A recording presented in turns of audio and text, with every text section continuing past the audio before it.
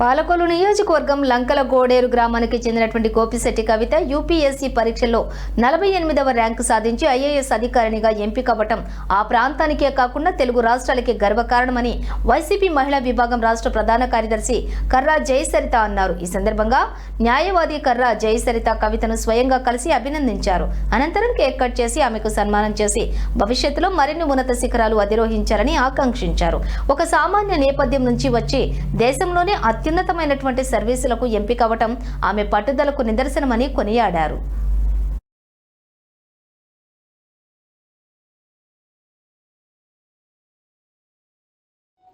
పాలకొల్లు నియోజకవర్గంలో లంకల కోడేరు గ్రామంలో గోపిశెట్టి సత్యనారాయణ గారు కుమార్తె గోపిశెట్టి కవితా బేబీ మరి ఐఏఎస్లో సెలెక్ట్ అయింది.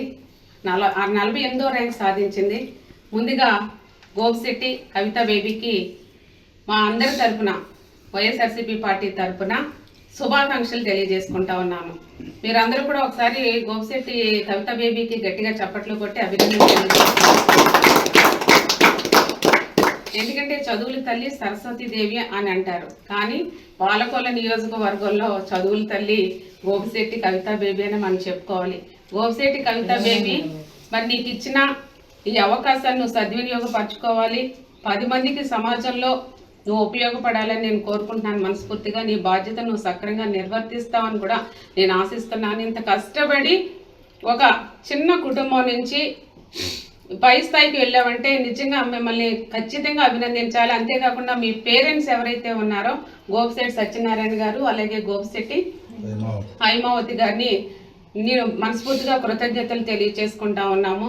ఇంత చక్కగా చదువుకుని నువ్వు కష్టపడి చదువుకుని బీటెక్ పూర్తి చేసి తర్వాత ఎంటెక్ కూడా పూర్తి చేసి తర్వాత యూపీఎస్సీ మరి రాసి ఈ రోజున 48వ ర్యాంక్ సాధించాలంటే మామూలు విషయం కాదు.